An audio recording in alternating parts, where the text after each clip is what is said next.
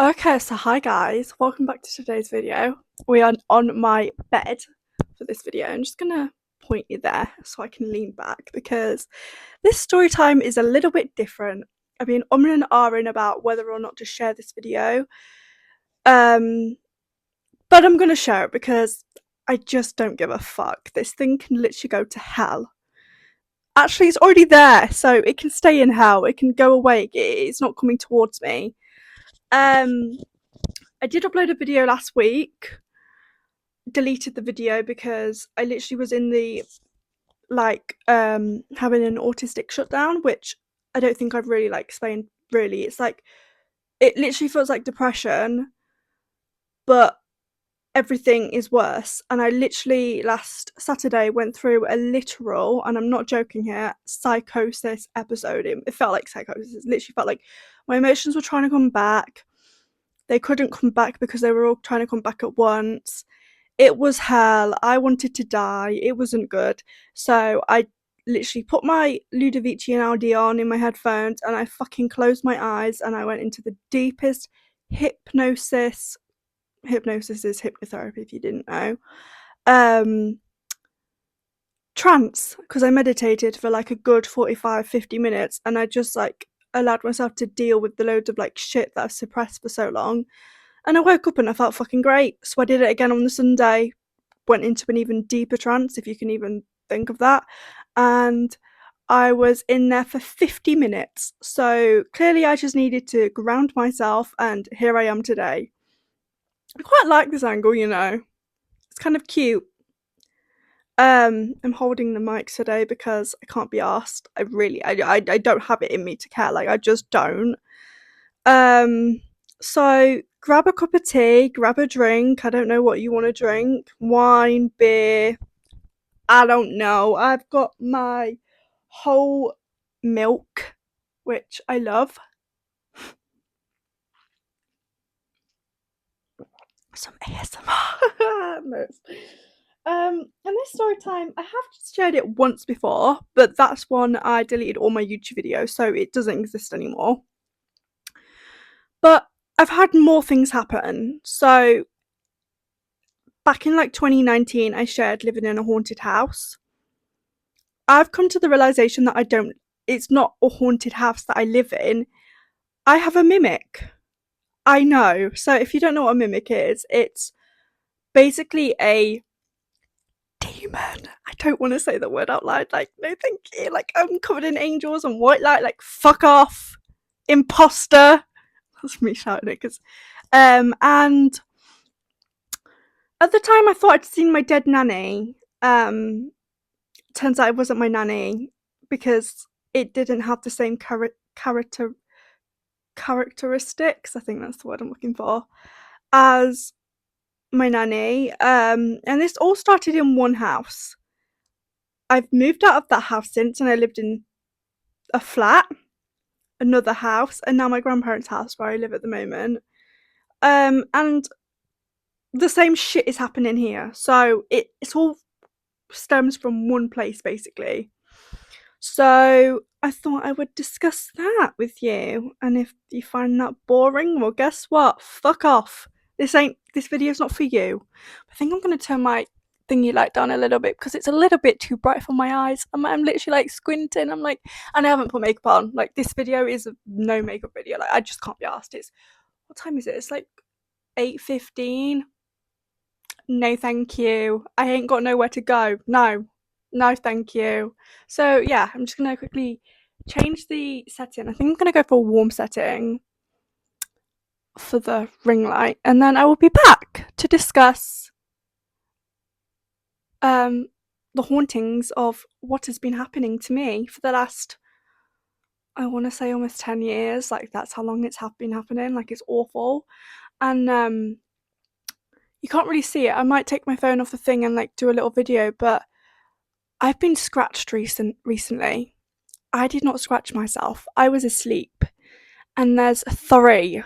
Now, if you don't know, something common in the three number is everything that happens in paranormal usually happens in threes because that's the devil, baby. And I'm seeing things out the corner of my eye and I'm scared. Oh no, and it lives off fear, so I'm fucked basically.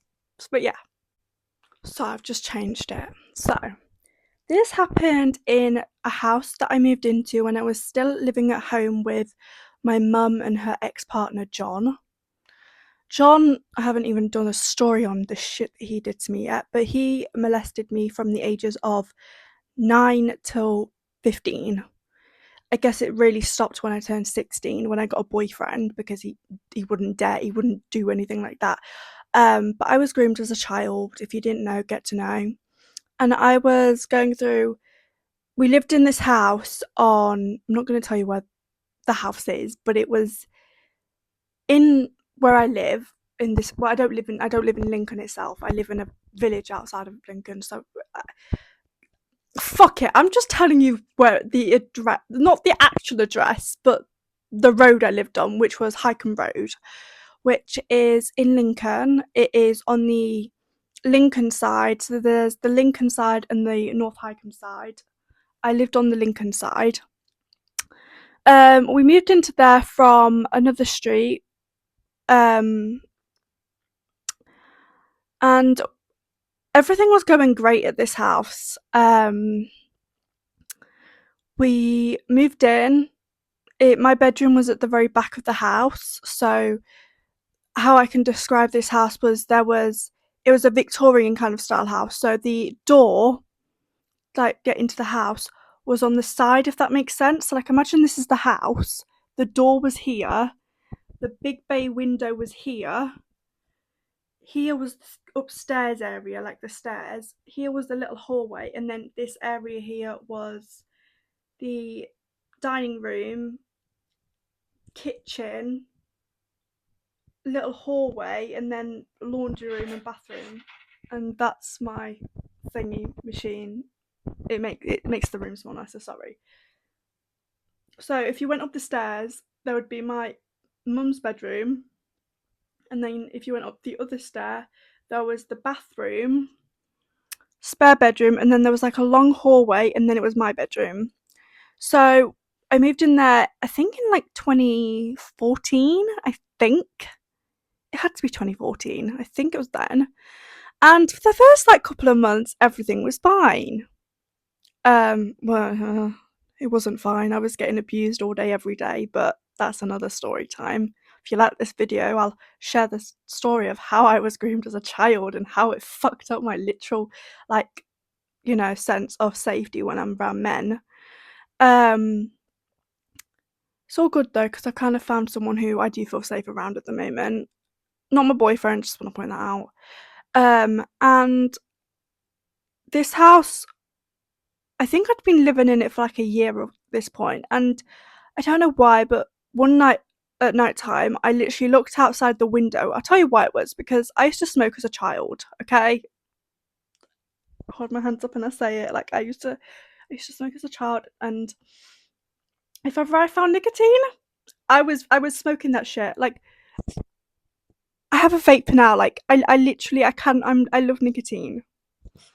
Um so I think I just smoked a cigarette or something outside the window. Like my window was one of those windows where it can open from this way, or it can open from that way. If that makes any sense. I don't think that I'm doing a really bad job of literally describing this shit. So sorry. Um, and I don't know what possessed me to look outside, but I did, and I saw my dead nanny. Dead. She'd been dead for 4 years. 3 years. She died in January of 2011. So yeah, it would have been like 3 years by this point. Or was it four? It might have happened in 2015. All I know is like what I saw. And my dead nanny was stood outside, just stood there. Just do the fucking creeps even thinking about it. Oh, oh, give me a minute. She was stood there, smiling like this. That's what she was doing, but the eyes were dead. So I don't know how to mute my eyes from like I don't know how to do that. Um, And then little weird things started happening because obviously I thought it was my nanny, so I, like a fucking idiot, waved back. Like I blinked a couple of times, she was still there. Um, and then I think my mum told me to like go to bed or something, so I did. And then the haunting started. Uh, um, Usually it would happen when I was home alone. I would catch like smells of like my nanny's perfume, which is odd because I didn't own her perfume. Like, do you see? Like, it's odd. Um, and then I would hear like tapping. Like, I don't know how. Is this like this? Like that while I was home alone. And obviously, I would think, oh, someone's at the door. I'd go to the door, no one was there. Like, weird. Um, Now, I very, very heavily believe in the paranormal. Like, I think that the good and the bad exist. Um, so I obviously was like, shit, like, what the fuck has come to my house? Like, fuck off. But at the time, I thought it was quite, like, weirdly comforting. Okay. Um,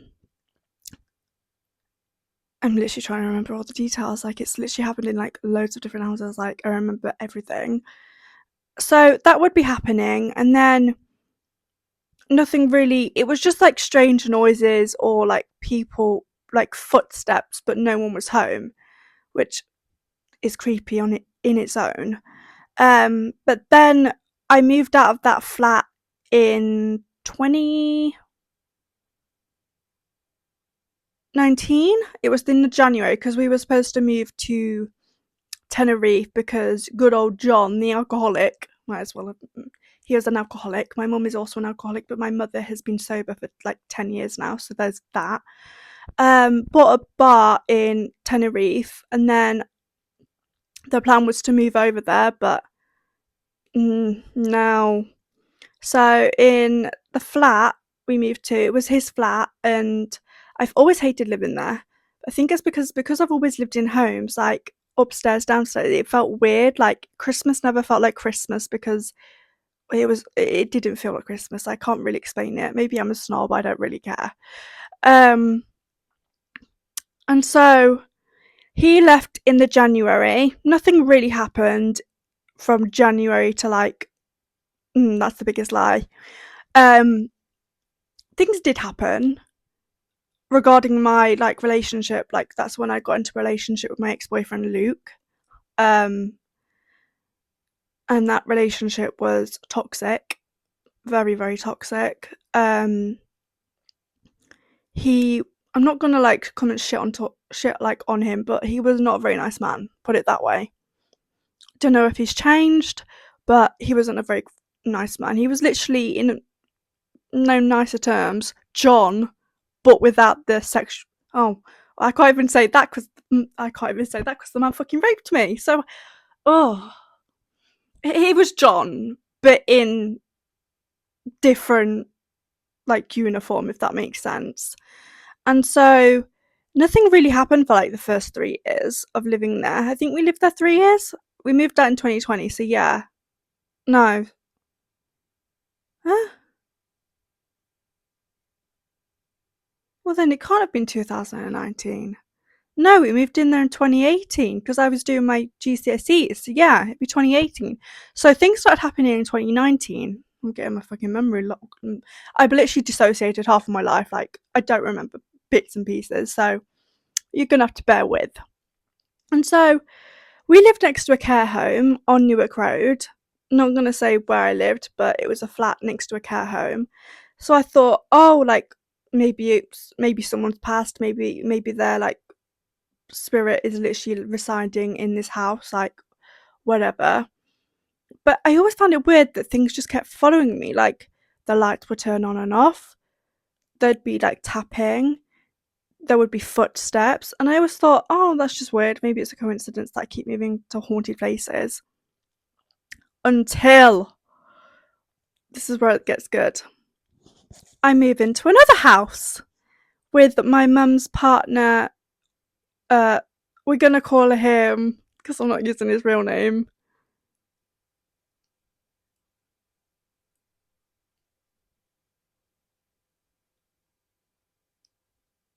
I just heard a noise. I'm scared as fuck.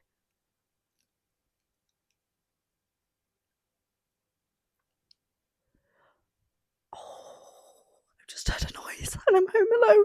Oh no. We're gonna call him Jake because I don't like the name. I don't like a Jake who I went to school with. And that is not his name. That's not even the fucking initial, okay? So yeah. Um and Jake and my mum got together very quickly. He moved in with us in the flat in 2020 when COVID hit. And we moved out of the flat in 2020, in May 2020, onto or into the village that I live in at the moment. So I'm not going to name the village that I live in, but I am going to name the road that it is on. And it's on Main Road, and it's near the church. If you're from where I'm from, you will know what I am on about. If you are not, then that's you. That's a you problem. Like, I'm not telling you where I live. Like, sorry. I don't want a stalker. Thanks. And the second I moved into this house, I just knew it wasn't. I literally just knew it wasn't a good house. Like, I knew. Like, I'm not into like. I don't believe in God. I'm very spiritual belief. So I believe that angels exist. I believe that the devil exists, but I don't believe in God. Like, I don't think that there's a man in the sky telling us like what is bad and that we're gonna go to hell for sinning. Like, I think that's a little bullshit. But you do you, boo. So the second I moved in, everything like I'd probably say like a month went by, and then it all started fucking happening. Like, everything started happening at once. So the first thing is I did not like being home, like downstairs in that house at night time. Like, I always felt like I was being watched. I felt like something was literally staring at me. Like, if I turned around, there was obviously nothing there, but I felt watched. And it didn't help that the kitchen didn't have blinds. Like, when I'm home alone, every single fucking curtain and blind in this house is shut because I don't like the dark, which is very, very weird because I'm attracted to darkness, but I don't actually like the actual dark, if that makes any sense. It doesn't, but it does to me. So it didn't have a blind, and I was always fucking creeped out. Like, if I needed to go to the toilet, it was one of those houses that the downstairs was, the bathroom was downstairs, if you know what I mean. Oh no. I shouldn't be biting my nails. They're literally like, all, I don't know if you can see. All my nails are like ruined. And so that was like my first big red flag. Like, I did not like being like downstairs at night time. Like, it creeped me out. And I remember exactly when this like literal the hell started. And it was in the summer of 2020 when it was fucking hot. I remember coming downstairs one night to go to the toilet because there's no toilet upstairs, so where the fuck am I supposed to go? And we had an Alexa. I'm gonna try and be quiet, but if you have an Alexa, I'm so sorry. And the Alexa wasn't even plugged in, okay? So keep in mind you have to plug the Alexa in for it to like actually work. It wasn't plugged in. It was also 3 a.m., which is the witching hour, which no. And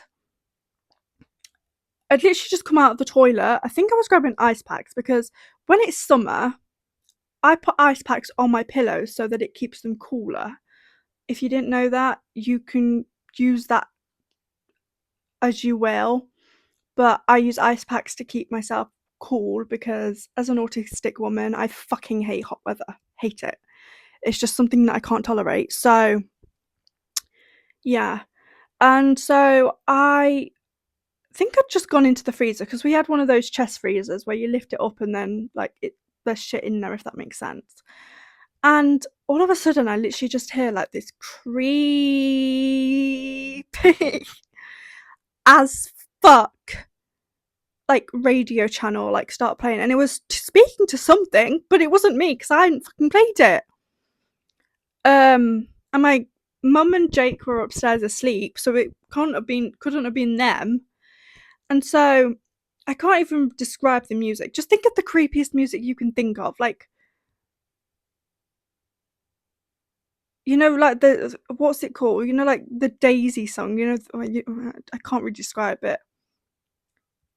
Tiptoe through the daisies. Think of like something like that, but playing at 3 a.m. and you didn't like play it. You bet your ass I fucking ran up those stairs as quickly as possible and I didn't fucking come back downstairs until the next day because I was so creeped out. And by this point, my Jake had been starting like mentally and verbally abusing me, so I wasn't living in a great household as it was at the time. My mum picks the worst choice of men. She's codependent on men, and then there's me who fucking. I'm the complete opposite. Like I love my alone time. I love being independent. Like fuck off, leave me alone. Um, Apart from my obviously my my little safety thingy guy that he actually couldn't turn up tonight, which is very upsetting. So hence why I am bothering you lot with my la la la la voice. Um, and so I was just creeped out. Like I haven't forgotten it since. And add in like feeling like you're being stared at all the time. It was hell. And that's not even the fucking worst of it as well. Oh. So that happened one night, and then the next day I was obviously home alone again, as you will, because my job is an author, but back then I was like looking for work, but I knew in my gut that I was never going to be able to get a job because I can't even stay at one place for like more than a month because my autism, no thank you. That's why I love my job so much now because I get to pick and choose the hours. Like I'm not on like a 9 to 5. Like I can choose my hours, and that's the best thing about being an author. And so I was downstairs, I was in the living room with Toby, my old dog, who is actually, his ashes are in this teddy bear. Oh, his ashes are in this teddy bear. This is a Jellycat teddy bear and it is called Bun Bun. Let's plop you back there, shall we, sweetheart? There we go, he's there. Oh, yeah, you can see him. And so, all of a sudden, the shower just turned on. Like, while I was downstairs, and obviously, I didn't turn it on. No one else was home, so how the fuck did the shower turn on? Now, before anyone says, oh, well, maybe like someone didn't turn it off properly, I didn't have a shower that day, but my mum did. But when I went to the bathroom, the shower was off. It was one of those ones that you have to manually turn on. You can't, there's no other way for the water to come out unless you manually, like, physically turn it on, if that makes sense. And so it would happen at random times of the day, like you'd hear the shower turn on and you'd think, oh, there goes Bob again, because I think I started nicknaming it like Bob or something. But I'm convinced that in that house there was a poltergeist. Um, so yeah, that wasn't very fun. Um, this all will make sense in the end. And so it was just hell. Like you'd hear footsteps, you'd hear banging, you'd hear the radio go off at random times, always playing the creepiest of fucking songs you could think of. And obviously, little old me was fucking petrified living in the house, like scared. I didn't know what to do. Like, I feel like maybe I should Google so that you guys know what a poltergeist is because, I believe in the paranormal. Like, I kind of know a little bit, but like I think I'm gonna tell you exactly what it means. So let me grab my MacBook because I'm currently using it as my stand. So we 1 second. Oh, stay. I've got my MacBook here. It might start playing music. I did have music on. Oh no, it's not. I had Stereo Love playing by I don't even know who. Um we don't want Bing on this. Polter.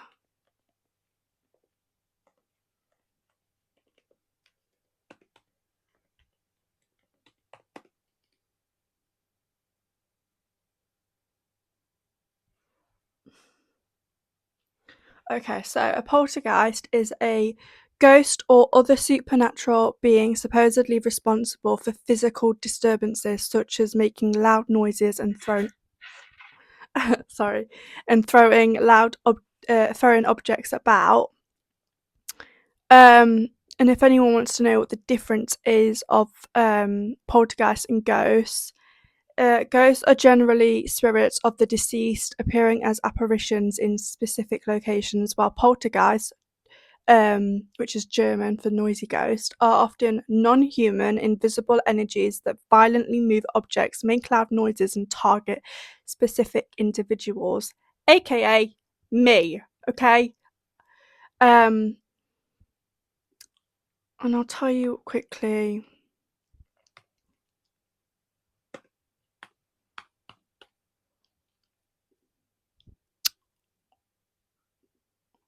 So this will make sense at the end, but a mimic in the paranormal context is a parastatic, I think, deceptive entity or demon that impersonates familiar voices, sounds, or human forms to manipulate, frighten, or gain trust. Um, Unlike shapeshifters, I can't say certain words, sorry. These entities often use partial impersonations, such as a loved one's voice, hence my nanny, to lure people. They are considered sinister, often feeding on fear, confusion, and negative energy, um, which is obviously what I saw with my nanny, which is a mimic. I'm just gonna plop that there and get comfy again. So I'm convinced that it's a poltergeist that lived in the house, although I am convinced more that a poltergeist is attached to me, um, which I didn't even know was possible. But after watching Sam and Colby's video when they went to the Sally house, Sally attached herself to Sam. So maybe something has attached itself to me because, I mean, I don't know why because I'm no fun, but whatever. Um, so that leads us to when I moved out of that house. I thought, oh, it's finally like gone away. Like I moved out because the abuse that I was dealing with was so horrible that I could not. Like I'm just gonna. Jake used to take the bath plug to work.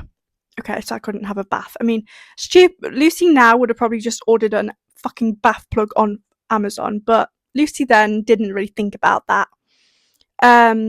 Used to take the Wi-Fi box to work, so I couldn't use the Wi-Fi, so I'd have to like pay for um BT for like a week, which was like 20 quid, which I didn't have 20 quid at the time because um I was on universal credit at the time. I was only getting like 344 a month, and like 200 of that would go to my mum and oh fuck it, I'm saying his name. His name's not Jake, it's Richard. But I would I'm not fucking getting that. Sorry. Too much effort for me. Um And so I was like left with barely anything. Now I'm on PIP and Universal Credit because obviously I don't work. I find it a little bit embarrassing admitting that I'm on Universal Credit. It's not like I want to be on it, but it's that I cannot work. My autism stops me from working. Therefore, hence why I'm an author, because I actually get to do something I fucking like half of you people probably would love to do. Um, So I moved out of there in 2021, January 3rd, and I know that date because I remember moving out and Toby coming with me. I literally packed like one bag. I wasn't planning on living here full time, but good old Richard started making lies about me, aka my mum picked her new partner over me, which she's done every single time. So, woo! Um, So if anyone ever like is wondering, I don't have a relationship with my mother. Neither do I really have one with my dad. I mean, I speak to my dad, but he's a bit useless. He's a deadbeat. So my grandparents are the people that basically are my parents, which they've always felt like my parents anyway, so it doesn't really make a difference. I mean, they took me my first holiday when I was 2. My mum never did. So yeah. So when I moved into here, nothing really happened at first until Of course, until I want to say maybe 2 years ago when I didn't feel safe in a certain room in this house. Now, I always thought that there was like this house was haunted. I always thought that it was like it had something attached to it. I don't know what, but I always felt like something was attached to this house. And there is in the spare bedroom. So it's not this room, it's the one between this one and that one, because this house is a 4 bedroom house, but one of the bedrooms is used as an office. Um, and whenever I go in there, I literally feel like I'm being fucking watched. Like I refuse to go in there at night time. And it's weird, it's only that room. Like I don't feel watched anywhere else in the house but that room. And it's always at night time. Like in the daytime, I can go in there whenever I fancy. Nighttime, however, you couldn't pay me £1,000,000 to go in that like in that room. Like you couldn't pay me enough money because I do not fucking like that like room. Like it literally creeps me out. So I was watching a video about a week ago. It was a Project Fear video. Was it Project Fear? No, it was Amanda and Mackie. And they were visiting this haunted house, and I can feel energies through a screen. Like my alert system is already on, like because obviously I'm spiritually like belief, like I can feel like when someone's a good place and when somewhere is a very bad place. And if someone's a bad place, I ain't going there. No, thank you. Like, nope. Mm-mm. I pass. Double it and give it to someone else because it ain't gonna be me. Um, and so even though this house feels nice, there's just that room that makes me literally want to like die. Like I will not go in that room alone, especially at night time. And so I was watching a video, and I could feel the bad energies coming through the screen, and I was thinking to myself, "You cannot get to me. Like I'm covered in white light." And then I got to thinking. I was thinking, does that even work? Like, does it? I don't know. But went to bed, and I woke up the next morning, and I woke up with scratches, deep scratches on my leg. Now I'm 5'11", okay? When I'm in bed, I can't reach down that far. Okay? I don't scratch myself. If you saw my nails, like if you look at them, do they look sharp to you? Do they? No, because I don't like sharp nails. That's part of my autism. I do not like sharp nails. Like my nails are cut so short because I do not like them. So I really don't understand how this scratch could even, I can still see it right now. Like, I'm going to show you the scratch and then you can tell me what you think because it's fucking deep. Like, and I don't understand. Like, my dog couldn't have done it. Like, I don't understand how it's happened, but I'm going to show you it quickly because why not? Oh, so here's me. Okay. I don't know if I need to keep holding this. And then here is the scratch. Can you see it? Like here. Ignore the fact that my legs like look a little bit hairy, but like, can you see the scratch marks? Maybe I need to like put it on flash. I'll do that quickly. Like, these are the scratch marks. And I did not do these scratch marks. Like, I don't get how they were done. Like, I did not do them. And they literally went down to here. Like, this isn't as bad as they were, but I don't get it. So, yeah, those are my scratch marks. And so, since then, I've gone down a little rabbit hole and I have figured out something. My dead nanny that I saw? It wasn't my dead nanny. It was a mimic. I know. So every single house that I move into, something's gonna follow me because something is attached to me. Now I've literally like said like I revoke like your access, like please leave. It doesn't work. So I've fucking given up at this point. You know what? This fucking demon can go fucking kill itself. Like I'm done. Like I'm so tired of it. Like just leave me alone, please. But it don't care because it's feeding off of my energy and I'm giving it fucking energy right now. But what the fuck does it expect me to do? Does it just expect me to be quiet? I'm not a quiet person. Like, no. So, yeah. That's my haunted story time of how I saw my dead nanny, but it wasn't actually her. How crazy. I know. You're all thinking, God, I hope this doesn't happen to me. Whatever you do, if you ever see someone who's dead and you know that that's not them, do not look at them in the eye. Do not wave at them. Don't even acknowledge them because that person is not real. So, yeah, that's the video. And you know what? I also want to brag about something, okay? I got some good reviews on my book. My book that comes out next month in 2 weeks. And you know what I'm going to do? I'm going to read you the reviews of it while I'm at it because this video, I just want to yap. That's all I want to do is yap, yap, yap. So you know what I'm going to do? I'm going to yap some more. I've got my MacBook here. Woo! Don't make me, I'm funny. I'm a funny girly whirly. We're going to see what my reviews are. Are you ready? So this is for my book Condemned by Wrath. The ratings of it are this.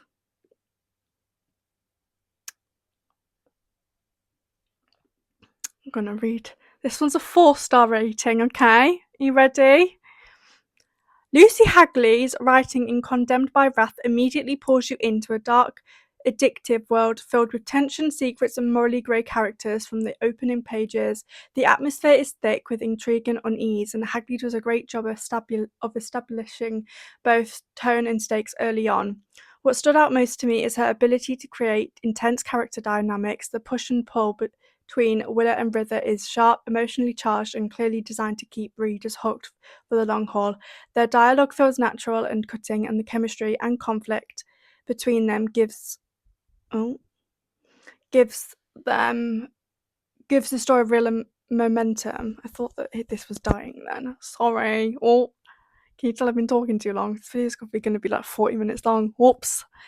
Hagley also excels at world building within the dark romance genre. The Emberlin Society and the secrets of Cinder Falls and the hints of deeper conspiracies add a strong layer of mystery that makes the book feel bigger than just a romance. You can tell that this is a setting up a series arc, and it successfully leaves you wanting more. Her writing style is accessible and immersive, with vivid imagery and strong emotional beats. She clearly understands the expectations of dark romance readers. Tension, danger, obsession, and power struggles are all present and delivered with confidence. If I had one critique, it would be that pacing occasionally leans more towards atmosphere and character tension than plot progression. However, for readers who love slow burn intensity and character-driven drama, this will absolutely be a strength rather than a weakness. Overall, Lucy Hagley shows a real promise as a dark romance reader. This book feels like the start of a series that could grow into something very compelling, and I'd definitely pick up the next installment. That's my book, bitch. Is like, what? Huh? People love my book? Oh! No, I'm really need to. I should get bragging rights for life because everyone fucking thought that I was gonna fail at book writing. And look at me now, bitches. I ain't failed. But you're still stuck in your boring 9 to 5 job, and here I am living it up. Woo! Why am I so funny? It's the ditzy brain in me. It's the ditzy blonde brain. And plus, I thought that you'd like a longer video. And me just yappy, yappy, yappy, yappy, yappa. Shut up, Shanice. Your mouth is very big.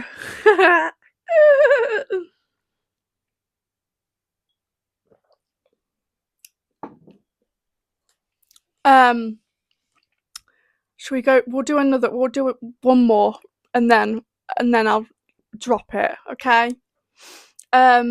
Which one shall we go with? We'll go with this one. This is a 5-star one. This book was so good, words can't describe it. I love the banter, the fast-paced banter but slow burn. This is definitely a fun read. The ending will make you cry a bit. Aww. But anyway, that's for my book that comes out next month. Shall I give you a little insider to Chained by Love, the book that I am currently writing? Maybe I should. Let me just clip you on there. Just clipped you while I quickly wipe my hands. This video is definitely going to be over 40 minutes long, and I really wish I could say I'm sorry, but no, I'm not sorry. But it's going to be a bitch to upload. Like, I already know that. Oh, drop something. There we go. So the book that I'm writing at the moment is called Chained by Love. It's a very dark, upsetting book. It focuses very much on grooming, so it's not a funny matter, obviously. Duh. I'll read the reader note for you so that you can understand it a little bit more. So, hi and welcome back to the second book in the Chained by series. This story is significantly darker than my usual work and explores trauma-focused themes that may be difficult for some readers. While this series is set in London, United Kingdom, and therefore uses UK spelling and phrases, the emotional content of this book goes deeper than previous instalments. This is a trauma-led story that prioritises emotional survival, healing, and trust before romance. Intimacy and love come later, after the weight of the past has been faced. You met Esme and Lincoln in Chained by Deceit, the first book in this series. If there is anything listed below that you feel unable to read right now, that is completely okay. You are never obligated to push yourself through a book. Your mental health matters. Trigger warnings. Okay. This is where you're going to figure out that it's a bit darker than my usual work. Childhood sexual abuse, on page and reference throughout. Forced abortion, parental abuse, depression, PTSD, dissociation, self-harm ideation, suicidal thoughts, emotional manipulation / gaslighting, and sex work in adult club settings. So I'm only going to read you like the first chapter and it'll be the prologue because I'm not reading the whole lot. Like, sorry, you're gonna have to buy it in July. Soz. But it's already like 55k words, so I've written quite a lot of it. I quite like this setup, like me just chilling out, you just listening. It's really fun. So prologue, Esme, 10 years earlier. The lights in the hospital room flicker, cold and sterile. Sterile, I don't know. Humming against the silence, Esme still lies motionless on the narrow bed, wrapped up in a paper gown pulled tight around her body, thin as hope. So I'm telling this bit in third person, but it will make sense later on in the story. There's no one with her, no mother at her side, no hand to hold, just the echo of footsteps in the corridor as nurses come in and leave their faces a blur. The ivy is gone, but the bruise remains, purple and blooming on the inside of her arm. She stares at the ceiling, counting the tiles to keep from crying. 19, 20, 21. If she keeps counting, maybe she won't have to think about what's just happened. The pain is dull, somewhere between her hips and her heart. She can't tell where it begins or where it ends. She thinks of the thing they took from her, a possibility, a secret, a life she never got to know. She thinks of her mother's last words. You do not speak of this again, not to anyone. Esme turns her face away from the door, biting her lip to keep the tears from falling. The sheets itch. The air is thick with antiseptic and shame. She tries to remember what happiness felt like, the sun on her face, the laughter in the garden, Lincoln's hand in hers. But it's all gone now, smothered under the weight of what's been done to her. She wonders if she will ever feel whole again. The world outside keeps moving, indifferent to the 16-year-old girl curled up on the hospital bed, learning how to disappear. Do I keep reading? Do I give you chapter 1? Fuck it. This video is going to be really fucking long. I'm really sorry. Okay, so we'll read chapter 1 and then I'm going to leave it at that. Okay. Chapter 1, Esme, 10 years later. I stood in the front pew, reserved for family, staring at the coffin in front of me. Black wood, silver handle, and a name carved deep. John Steele, my father. Mourners are gathered all around, pressed close in dark suits and borrowed grief, but I felt as distant as the moon is to the earth. They thought I was here to say goodbye, but I said goodbye 6 years ago. This time I was here to make sure my dear old father was really gone. The church was cold, thick with incense and secrets. Shadows clung to the corners. The priest's voice droned on and on. A litany, I think that's the word anyway, of virtues that sounded like like fucking lies. Beloved husband, devoted father, a man of honour. The words feel heavy, empty, and nobody looked at me long enough to see the truth. I stared straight ahead, unblinking. I'm really sorry, I literally stutter. Like, I've got a stuttering problem. I'm so sorry. This is why when I was in like school, I never wanted to go up and like, when like the teacher would be like, come here and read this. I would never fucking put my hand up because I can't read out loud for long. Like, I literally stutter over my words. So sorry. My hands folded tight in my lap, nails biting crescents into my palm just to remind myself I could still feel. I let them believe I was grieving, but inside, I was fucking relieved he was dead. Grief would have been easier than this. When the time came, I rose with the rest, drifting forward as the service ended, as if I was sleepwalking. My mother wept into her handkerchief. Strangers pressed their condolences into my hands, soft words, softer lies. I didn't cry. Couldn't even. I was too busy listening to the ghosts in the walls, whispering that even now he wasn't really gone. Not for me, at least. I stepped out of the church and into the rain, cold drops soaking through my black dress in seconds. The sky looked bruised, heavy with more storm than light, as if even the weather was fucking mourning, or maybe it was warning us all. The rest of the mourners gathered in a hush around the grave, umbrellas blooming like dark flowers. I watched as the coffin was lowered into the ground, the wood shining slick with water, the earth yawning open to swallow him whole. Someone pressed a handful of dirt into my palm, and I stared down at it. The mud was streaking into my skin. Then I stepped forward as they called my name. My mother's sobs blurred with the hiss of the rain on the grass. I let the dirt fall, watching it splatter across the polished lid below. My fingers trembled, but I made no sound. "He loved you," a voice murmured behind me, and I almost laughed. Almost. Instead, I just let the rain wash everything away, tears, memories, and all the things I never said. Thunder rumbled somewhere in the distance, and I wondered if the dead could feel the cold. I sure as hell wish he did. As people drifted off, voices fading, I stayed by the grave, the rain dripping from my hair and lashes, water and earth clinging to my Dior heels. I waited for something, relief, freedom, even grief, but all I felt was the echo of secrets that wouldn't stay fucking buried. I didn't leave until the last mourner was gone and the rain had soaked me clean through. Mud clung to my shoes and the hem of my dress.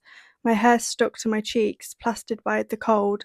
Still, I stood at the edge of the grave, watching water pool in the freshly turned earth, waiting for what? A sign? Some sort of shift? Some release? Because nothing came. It wasn't closure. It wasn't even relief. Just silence and rain and a hollow ache that felt too familiar to grieve. They say funerals are for the living, not for the dead, but some of us are already ghosts. By the time I left the graveyard, the rain had slowed to a fine, misting drizzle. People were already moving towards the waiting cars, umbrellas snapping shut, their voices pitched carefully low, as if the weather might overhear something they shouldn't say.